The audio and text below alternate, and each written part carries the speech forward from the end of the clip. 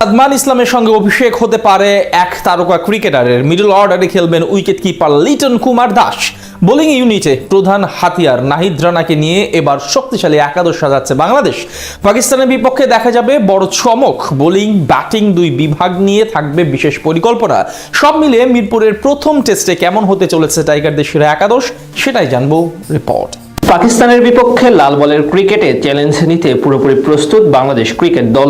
এর আগে গেল বছর তাদের মাঠে গিয়ে হোয়াইট ওয়াশের লজ্জা দিয়ে আসার পর এবার সুযোগ নিজেদের মাঠে প্রথমবারের মতো বাবর আজমদের ধরাশয়ী করা। সেই লক্ষ্যে শক্তিশালী একাদশ নিয়ে মাঠে নামছেন হেড কোচ ফিল সিমন্স। ঘরের মাঠে বরাবরই সব ফরম্যাটে ফেভারিটের তকমা থাকে বাংলাদেশের পক্ষে। তার উপরে যদি মিরপুরে খেলা হয় তাহলে তো কথাই নেই। তবে এই ম্যাচের একাদশে বোলিং ব্যাটিং দুদিক থেকেই ব্যালেন্স বজায় রাখতে চাইবে টিম ম্যানেজমেন্ট, যেখানে ওপেনার হিসেবে বামহাতি সাদমান ইসলামের থাকা অনেকটাই নিশ্চিত। অভিজ্ঞতার বিচারে এবং সাম্প্রতিক সময়ের পারফরমেন্স আমলে নিলে পাকিস্তানের বিপক্ষে মূল ওপেনার হিসেবে দেখা যাওয়ার কথা তাকে। সর্বশেষ 5 ম্যাচের 4টিতেই অর্ধশতকের পাশাপাশি একটিতে হাঁকিয়েছেন অসাধারণ সেঞ্চুরি। তার সঙ্গী হিসেবে আপাতত অমিত হাসানের নাম আলোচনায় আছে। নিউজিল্যান্ডের বিপক্ষে টি-20 সিরিজে নামের প্রতি তেমন সুবিচার করতে পারেননি তানজিদ তামিম। অন্যদিকে স্কোয়াডে থাকা মাহমুদুল হাসান জয়ও নেই বলার মতো ফর্মে। সেখান থেকে অমিত হাসানের অভিষেক হতে পারে এই সিরিজে বা এই ম্যাচেই। প্রথম শ্রেণীর ক্রিকেটে 49 ম্যাচে 11টি সেঞ্চুরি এবং 17টি অর্ধশতকের সাহায্যে 3650 রান করেছেন অমিত। এমন প্রতিভার কারণেই প্রথমবারের মতো সুযোগ পেয়েছেন জাতীয় দলে। 3 নম্বরে খেলতে পারেন অধিনায়ক নাজমুল হোসেন শান্ত।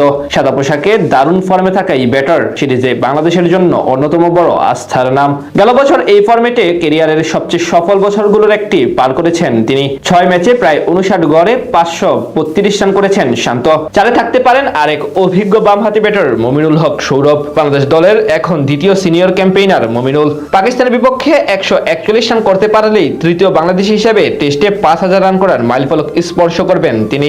মিডল অর্ডারে ভরসার নাম দেশের ইতিহাসে সবচেয়ে বেশি টেস্ট খেলা মুশফিকুর রহিম। প্রায় 6500 রান করা মিস্টার ডিপেন্ডেবল বয়সের তুলনায় এখনো আছেন দারুণ ফর্মে। গত আয়ারল্যান্ডের বিপক্ষেও করেছেন সেঞ্চুরি। তার সাথে লিটন কুমার দাসও থাকবেন নজরে। পাকিস্তানের বিপক্ষে 2টি করে সেঞ্চুরি এবং হাফ সেঞ্চুরি পাওয়া মিস্টার এলকেডি সিরিজে গড়ে দিতে পারেন বড় পার্থক্য।